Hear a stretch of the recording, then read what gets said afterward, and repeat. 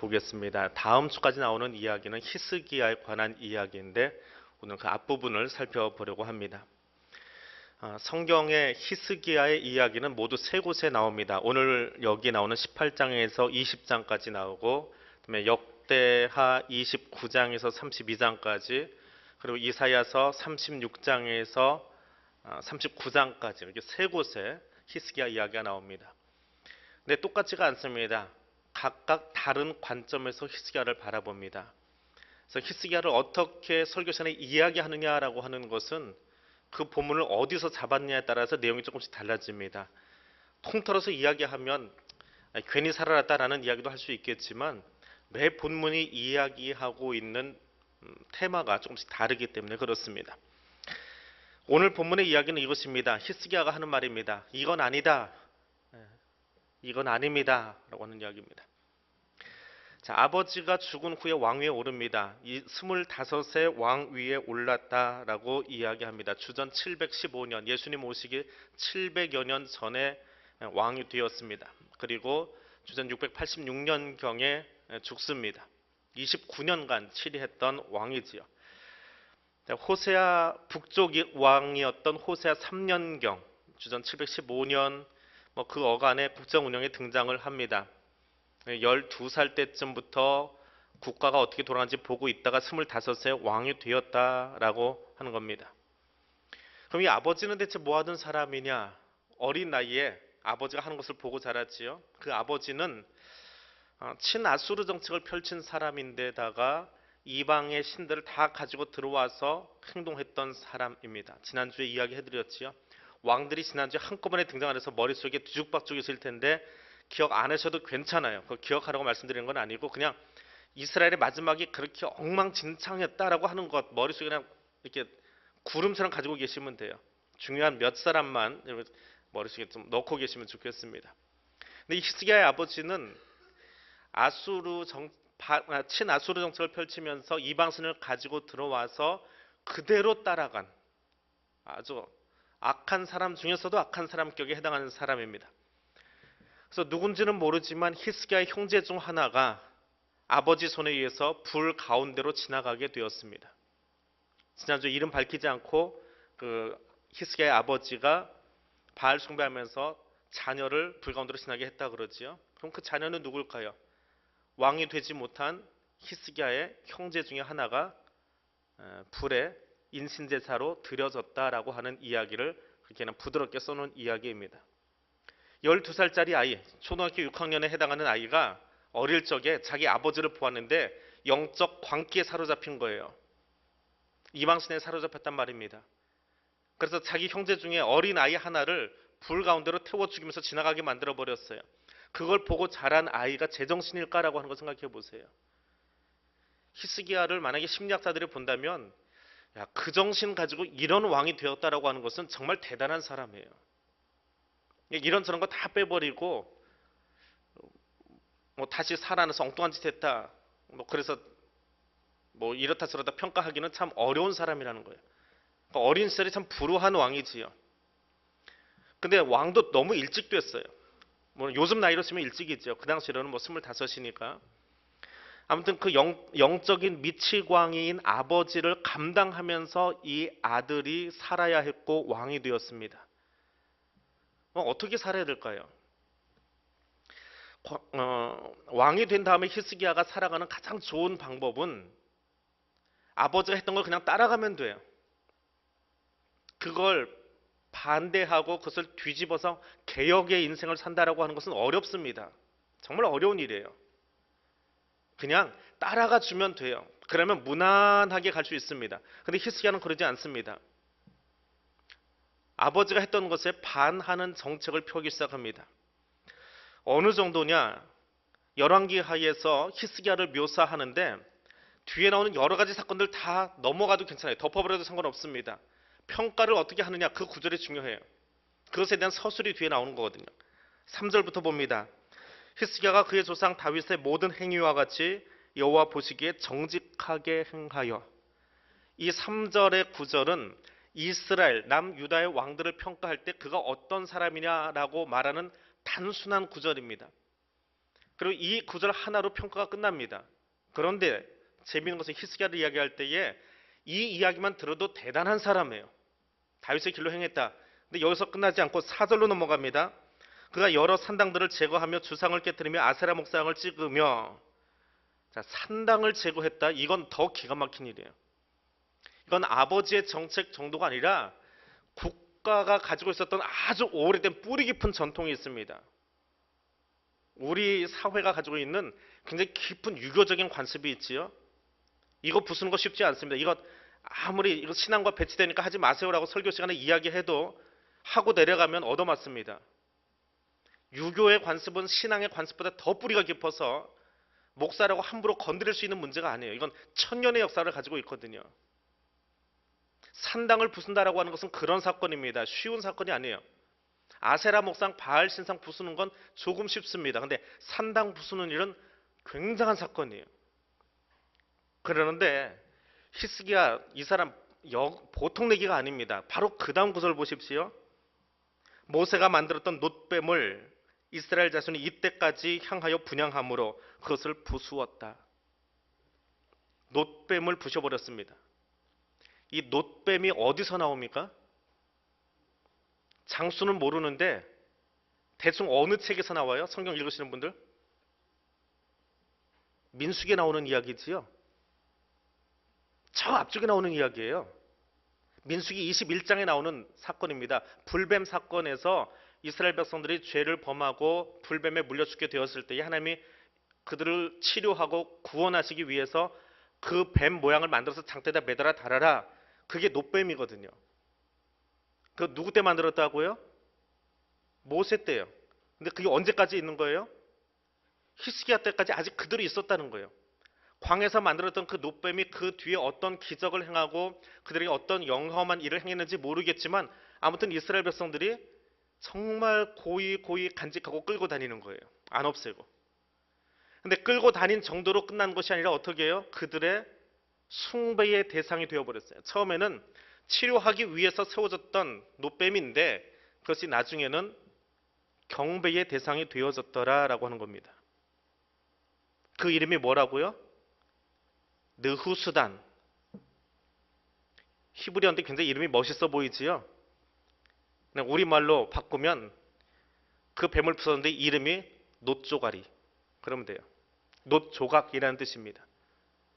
별거 아닌데 그 별거 아닌 그것이 그들의 숭배의 대상이 되어졌고 아주 오래된 관습 속에서 비판 없이, 아무런 비판 없이 그냥 받아들여지고 있었던 거예요.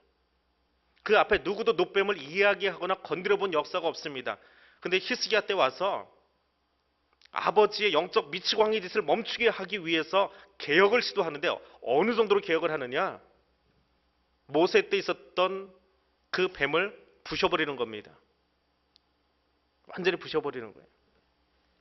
그럼 비판 없이 받아들이는 우리의 과거의 관습들이 있습니다. 딸만 가진 부모가 이런 이야기하면 이상하게 들을지 모르겠지만 패백할 때 왜 그 젊은 부부가 시댁 식구에게만 절을 하나요?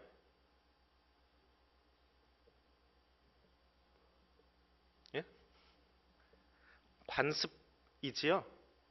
예. 그럼 거기 처가 부모들은 끼우면 안 되나요? 저희는 할 때 저희 부모님이 이건 아니다 그래서 저희 처갓집 식구들 다 앉혀가지고 순번대로 앉혀서 우리가 받는 숫자만큼 처갓집 식구들 다 앉혀놓고 폐를 받겠습니다. 허리 끊어진 줄 알았어요. 너무 숫자가 많아서. 양쪽을 다 하니까. 근데 이 패백의 전통은 아주 재미있습니다. 왜 시댁 식구만 받느냐? 원래 시댁 식구만 받아야 돼요. 그런데 작금의 한국 역사학자들, 한국 사가들, 그들마저도 이 패백은 없어져야 된다라고 이야기합니다. 왜 그러냐 하면 원래 우리나라는 결혼식을 할 때요. 신랑이 처갓집에서 결혼식을 해요. 그리고 처갓집에서 삽니다.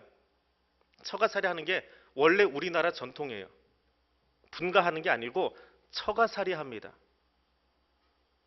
그러다가 갸우뚱하지 마세요. 그러다가 남성 중심의 유교 사회, 조선조가 들어오면서 가부장 사회로 바뀌어버려요. 국가가. 그 전에 천년 역사는 여자 중심의 사회였고 가부장이 아닌 가녀장 뭐 해야 될까요? 그런 사회예요. 그래서 신랑이 결혼하고 나면 주로 조혼이었잖아요. 어린 신랑을 먹이고 키우고 입히고 해야 되니까 누가 해야 돼요? 그냥 데려가는 거예요. 신부가 데려가서 자기 집에서 사는 거예요. 그리고 결혼한 지 3일째 되던 날 처갓집에서 가장 잘하는 음식을 바리바리 싸가지고 그걸 들고 가마타고 시댁에 한번 가요. 3일 돼서 우리 진짜 부부 됐습니다 하고 갑니다. 그게 이바지예요. 요즘처럼 뭐 30만 원, 50만 원 쓰고 사서 보내는 게 아니고 당신 아이 우리가 잘 먹여서 성인 만들어 드립니다라고 하는 의미로 이바지를 가지고 가요. 그러면 그 자리에서 시댁 식구가 처음으로 그 며느리를 보는 거예요. 그럼 거기서 누가 인사를 받습니까? 거기 친정 식구가 있어요, 없어요? 없어요. 당연히 없죠. 시댁에 간 거니까. 누가 절 받아요? 다 시댁 식구만 받는 거예요. 그게 패백이랍니다. 근데 유교 중심으로 넘어와 버려서 가부장으로 바뀌어 버렸어요. 남자 중심으로 바뀌었습니다. 그러면 사실은 조선조에 와서 패백이 없어져야 되는데 그냥 남아 있었어요. 전통처럼. 그러다 작금에 와서는 예식장에서 패백 한번 치르는데 제가 그 자료 찾아보면서 놀랐어요. 패백 비용만 100만 원이 넘어간대요.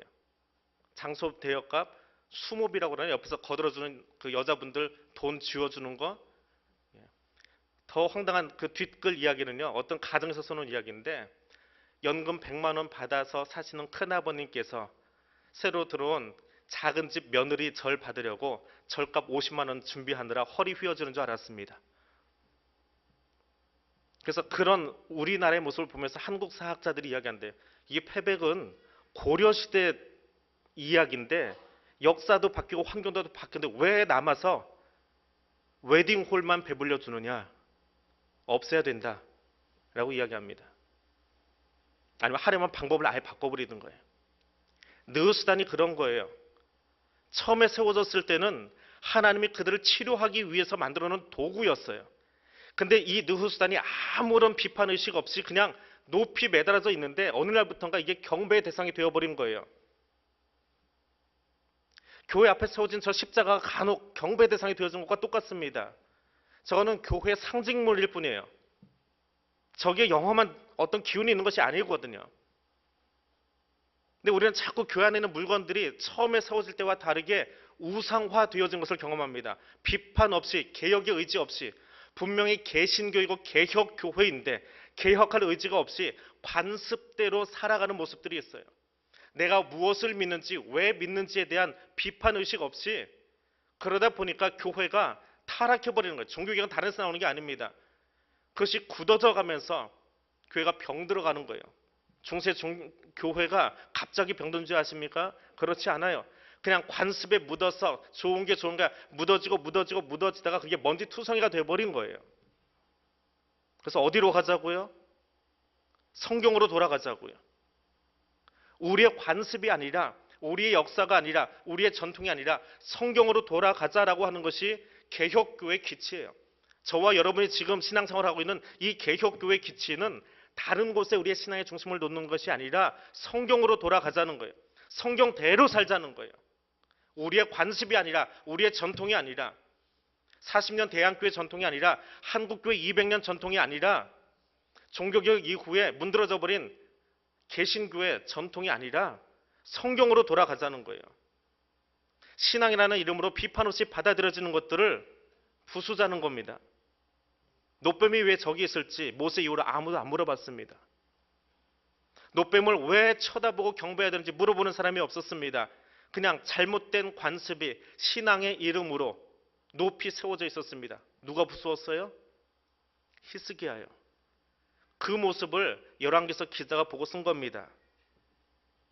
히스기야가 이스라엘 하나님 여호와를 의지하였는데 그의 전후 유다 왕 중에 이러한 사람이 없었다. 누가 이 일을 할 수 있습니까? 관습에 도전하고 역사와 전통에 도전하면서 오직 하나님만 찾으러 가는 일 누가 했다고요? 히스기야만 했다고요. 뒤에 왕도 앞에 왕도 그런 일 한 사람이 없대요. 개혁 신앙을 가지고 살아간다라고 하는 것이 쉬운 일이 아닙니다. 정말 쉬운 일이 아니에요. 관습대로 살아가는 것은 아주 쉽습니다. 편안합니다. 성경대로 살자라고 하는 것은 어려운 사건입니다. 결코 쉬운 일이 아닙니다. 우리 안에 있는 느우스단을 한번 찾아보세요. 관습에 젖어서, 전통에 젖어서, 그것이 사실은 개혁의 대상이에요. 교회 질서나 조직이 개혁의 대상이 아니라 내 안에 성경적이지 못한 느우스단들이 얼마나 많이 쭉쭉 뻗어나고 세워져 있는지 보고 부수어야 합니다. 히스기야가 그 느후스단을 고철로 만들어 버렸습니다.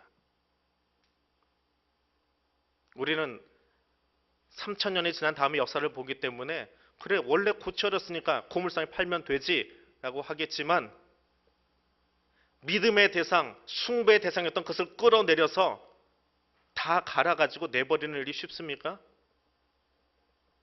설교는 하고 있지만 혹여나 제가 그렇게 설교하면서 저 앞에 있는 십자가 전 상징물에 불과해요. 그러니까 오늘부터 저거 숭배하지 않도록 좀 부숩시다 하고 여기서 끌어내려가지고 나무 조각이니까 다 톱으로 켜서 내버려버리면 여러분 어떻게 하시겠습니까? 말은 맞는 말인데 들어보니 타당한 이야기인데 용납이 될 것 같아요? 느우스단을 부수는 일은 그거라고요. 그들의 경배의 대상을 부셔버린 겁니다. 얼마나 큰 충격이 그들에게 왔을까요? 히스기야를 하나님 평가하십니다. 전후에 이런 왕이 없었다라고 말합니다. 겁쟁이 기드온이 사사로 쓰임받기 전에 아버지 집에 있던 신상을 다 갈아도 물에다 뿌려버립니다. 어떻게 가능해요? 그 겁쟁이 의심 많았던 기드온이 300용사 동원하기 전에 어떻게 그 일이 가능합니까? 하나님의 영이 그와 함께 할 때만 가능한 거예요. 만용이 아니에요. 신앙은 만용이 아닙니다. 성령 충만함으로 하지 않으면 그 일 할 수 없다라고 하는 거예요. 이건 아닙니다라고 말하려면 하나님이 그와 함께 해야 합니다.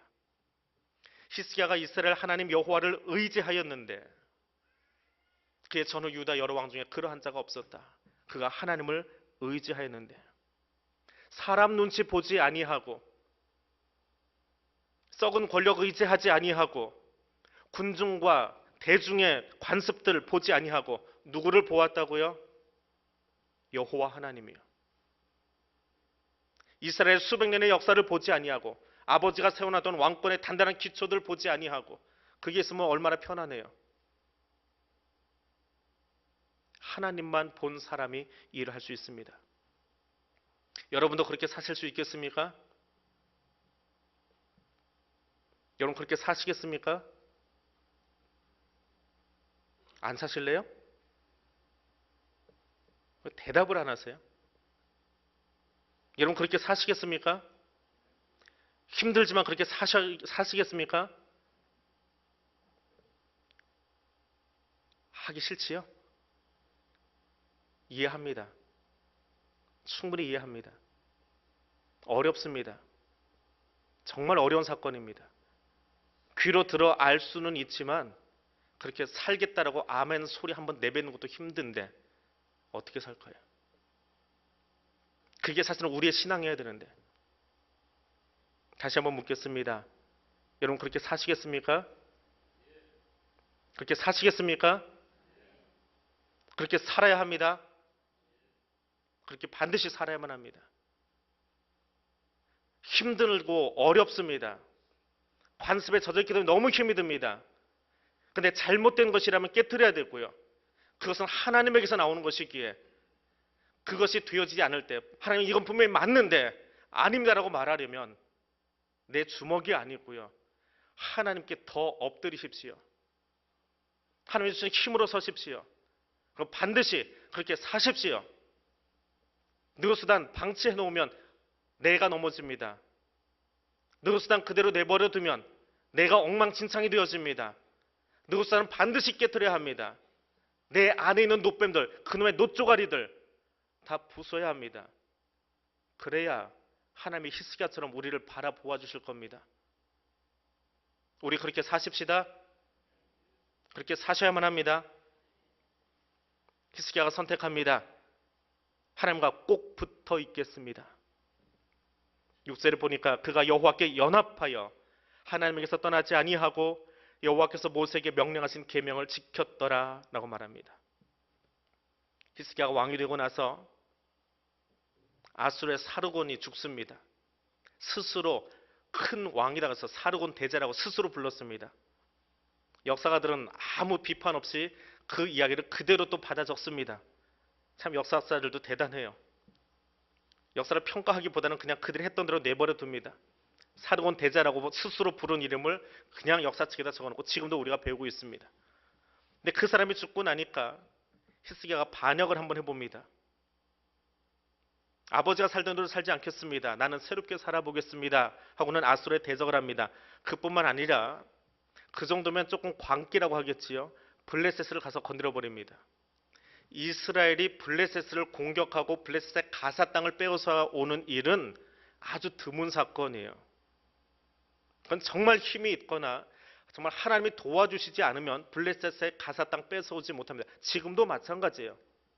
피해로 지고 얼마나 지금 이스라엘이 계륵입니까? 근데 히스기야가 건드려요. 가사 땅을 빼앗아 와 버립니다. 그런데 사르곤이 죽으면 아수르가 무너질 줄 알았는데 역사는 그렇게 흘러가지 않습니다. 그 뒤를 이은 왕이 아수르를 침공을 하고요. 그리고 사네립이 쳐들어옵니다. 유다의 성읍들을 점령해 가기 시작합니다.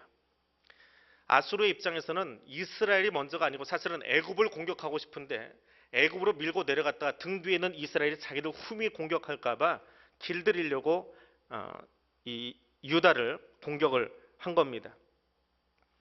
그런데 히스기야의 방법은 단순했어요. 아버지가 했던 방법도 따라합니다. 뇌물 갖다 바치고 적당히 국제정세 속에 그거는 좀 묻어가자라고 생각을 했던 것 같습니다. 그런데 아수르는 그 정도로 용납하지 않아요. 어떻게든지 후미에 이랬다 저랬다 할 수 있는 이 나라 아주 자그마하지만 보급로가 끊기면 안 되잖아요. 그래서 유다를 철저히 응징하려고 합니다. 그리고 보낸 사람이 랍사게라고 하는 사람입니다. 선동가예요. 막 사람들 부추기는 사람이에요. 근데 그 사람이 와서 히스기야에게 약 올리면서 얘기합니다. 대체 네가 의로 하는 사람이 누구냐? 네 백이 누구냐? 뭘 믿고 그렇게 까부냐? 라고 이야기를 합니다. 근데 그때 랍사기가 쓴 말이 유다 방언이에요. 근데 당시에 이 고대 근동 지역에서 국제적으로 외교 정책을 하려면 서로 알아듣는 말을 해야 돼요. 외교적으로 쓰이는 언어가 있습니다. 우리도 유엔에 가면 우리 한글이 참 좋은 건 인정하지만 영어 써야지요. 영어가 거의 국제어잖아요. 마찬가지로 이 당시에 근동 지역의 국제어는 아람어였습니다. 그런데 랍사기가 어느 정도로 머리가 좋은 사람이냐? 그 외교적인 언어를 쓰지 않습니다. 유대 사람들이 듣고 마음이 두려워지도록 유다 방언으로 이야기를 합니다. 그리고 조롱합니다. 너희들이 아무리 우리에게 저항해 보았자 허세에 불과하다. 말 탈 수 있는 사람이 있으면 끄집어내봐라. 그럼 우리가 말 2,000필 줄 테니까 거기다 태워가지고 말 끌고 다니게 해봐라. 애굽 이제 필요 없어. 애굽은 아무것도 아니야. 그러니까 애굽에는 눈길도 주지 말고 우리한테 머리 숙여라 라고 이야기합니다. 사람들이 불안해하지요. 두려워 떱니다. 외교관들은 가능하면 히브리어 쓰지 말고 아람어로 우리끼리 말 잘해서 이거 끝냅시다 라고 그렇게 넘어갑니다. 근데 사네립은 끝까지 이야기합니다. 이 사네립과 이 외교관들의 이야기가 길게 나와요. 그거는 다 접어놓겠습니다. 아무튼 하나님이 너를 구원하신다고 하는데 그건 다 거짓말이고 하나님이 너희에게 개입하셔서 역사를 바꿔주신다고 하는데 믿지도 말아라 라고 이야기합니다. 19장으로 넘어갑니다. 중간 거 다 건너뛰고요. 히스기야가 그 말 듣고 굵은 배를 두르고 회개할 때 쓰는 방식입니다. 여호와의 전에 들어갑니다. 외교적인 방법으로는 되지 않는구나 라고 하는 것을 깨닫습니다. 그리고 왕궁 책임자, 서기관 그들을 아모스의 아들 선지자 이사야에게 보냅니다. 왕이 실수하면 왕이 잘못하면 일반적으로 하나님의 선자를 보냅니다. 다윗이 범죄했을 때 나단을 보내시는 게 하나님이에요. 히스기야 어떤 사람이요? 노뱀만 부수는 게 아니고 위급한 상황 가운데 선지자가 오는 것을 기다리는 것이 아니라 자기가 성전으로 들어가고 자기가 하나님의 사람에게 묻습니다. 이게 히스기야에게 독특한 면이에요. 하나님이 그를 높이 사신 면이에요. 하나님의 사람이 그를 깨우치기 전까지 기다리는 것이 아니라 내가 하나님을 먼저 찾을 줄 아는 사람이었다라고 하는 거예요. 그에게 이사야가 대답합니다. 6절에 갑니다. 19장 6절에 가니까 이사야가 그들에게 이르되 너희는 너희 주에게 이렇게 말하라. 여호와의 말씀이 너는 아수르 왕의 신복에게 들은 바 나를 모욕하는 말 때문에 두려워하지 말아라. 아수르가 폭주하고 있는데 그건 너희를 위협함이 아니라 나를 향한 것이다. 하나님이 그렇게 인정하십니다. 그리고 내가 단언컨대 그는 스스로 돌아가서 그의 칼에, 결국은 그 선동가 있던 랍사기 칼에 죽습니다. 그렇게 해주겠다라고 이야기합니다. 19장도 길게 랍사기 이야기가 또 나오고 있습니다. 그런데 그 다음 이야기는 뭐냐 하면 이 랍사기 나중에 편지까지 들고 와요. 아예 문서로 작성해가지고 그들을 조롱하고 기록을 남겨놓으려고 가져옵니다. 그때 히스기야가 그 편지를 들고 성전 안으로 들어가요. 그리고 하나님 앞에 펼쳐놓습니다. 보라는 거예요. 이 증거자료 있으니까 보라는 거예요. 그다음 펼쳐놓고 하는 히스기야의 기도입니다. 19장 15절 말씀 같이 읽겠습니다. 그 앞에서 히스기야가 기도하여 이르되 그룹들 위에 계신 이스라엘의 하나님 여호와여 주는 천하 만국의 홀로 하나님이시라. 주께서 천지를 만드셨습니다. 기억하십시오. 기도는 하나님을 찬양하고 하나님만 높여드리는 것입니다. 기도라고 하면서 사람을 높이거나 사람에게 영광 돌리면 그건 기도가 아닙니다. 국가조찬 기도회를 하면서 대통령을 높이고 있습니까? 그건 기도가 아니올시다. 대통령이 아첨하고 있는 것이지. 예배를 드리면서 예배 중에 하는 기도가 사람을 높이고 목사를 높이고 장로를 높이고 권사를 높이고 있습니까? 그 기도가 아닙니다. 그건 조사이고 격려사이고 감탄사이지 기도가 아닙니다. 기도는 하나님께 영광 돌리는 것이지 하나님이 빠져버린 것은 사람들에게 하는 웅변입니다. 히스기야는 하나님을 높이고 있습니다. 그룹들 위에 계신 하나님, 천사들보다 그 영적인 존재들보다 더 위에 계신 하나님, 천하만국에 홀로 계신 하나님, 하나님이 이 천지를 만드셨습니다. 찬양함으로 기도를 시작합니다. 16절입니다. 같이 읽습니다. 여호와여 귀를 기울여 들으소서. 여호와여 눈을 떠서 보시옵소서. 사내립이 살아계신 하나님을 비방하러 보낸 말을 들으시옵소서.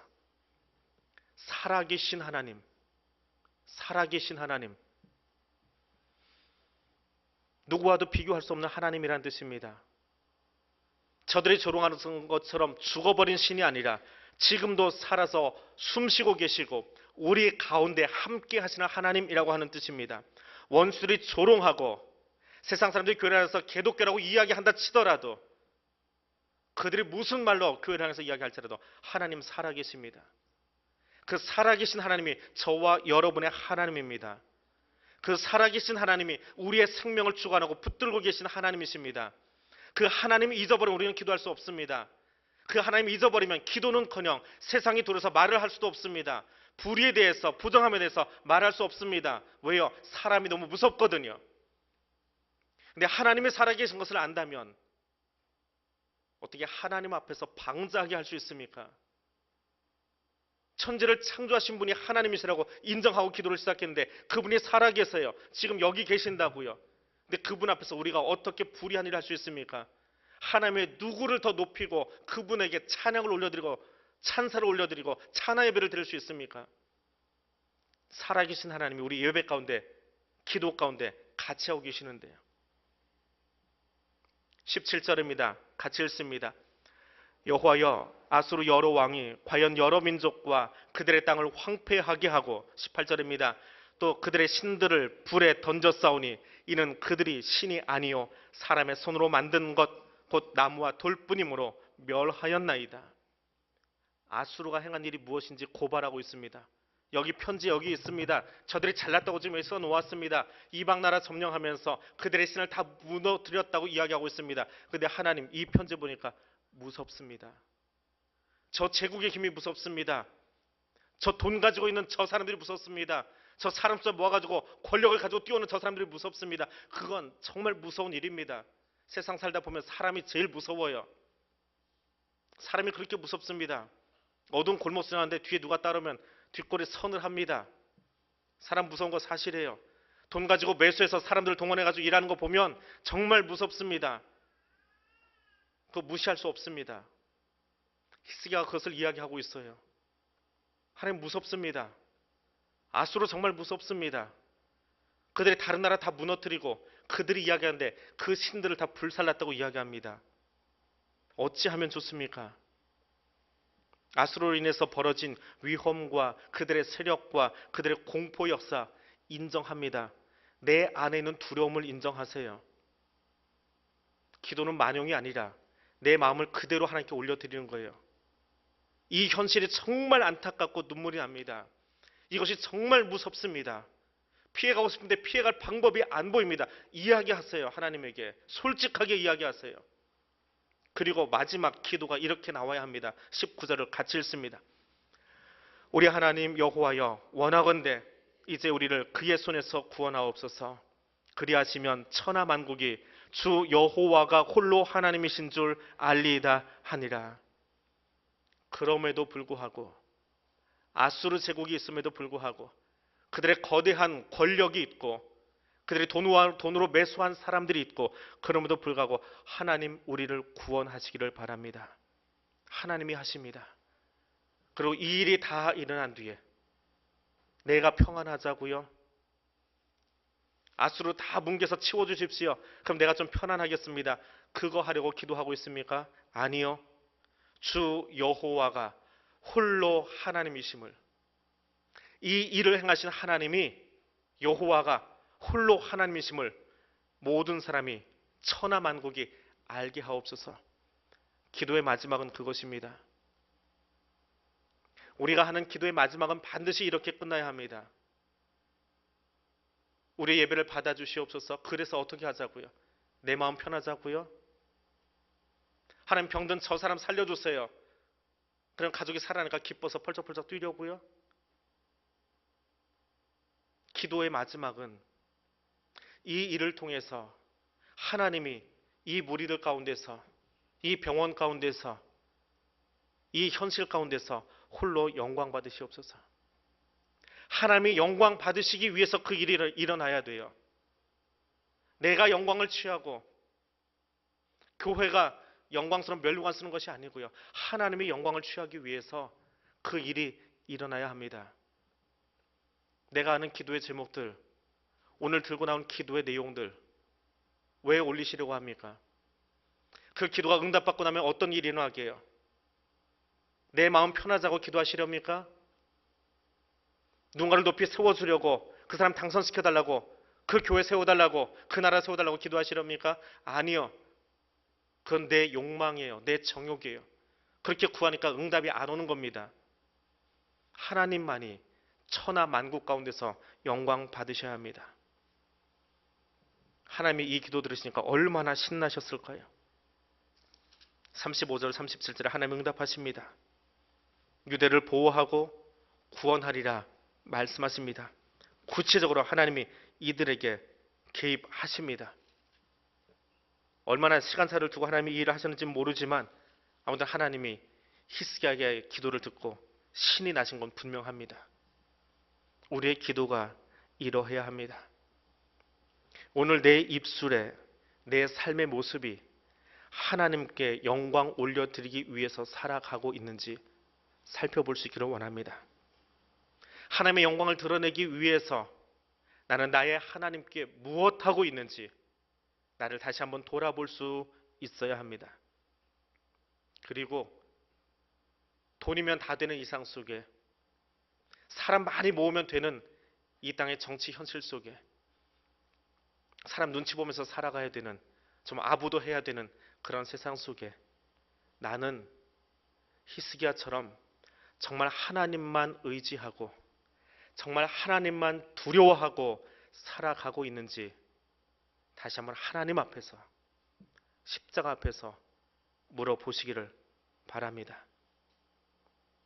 그리고 그것 가지고 이 시간 우리 같이 기도하겠습니다. 하나님, 우리의 모든 순간과 상황 속에서 하나님만 의지하겠습니다. 하나님만이 나의 구원자 되심을 인정하고 그 하나님께 영광 올려드리며 살아가는 내가 되겠습니다.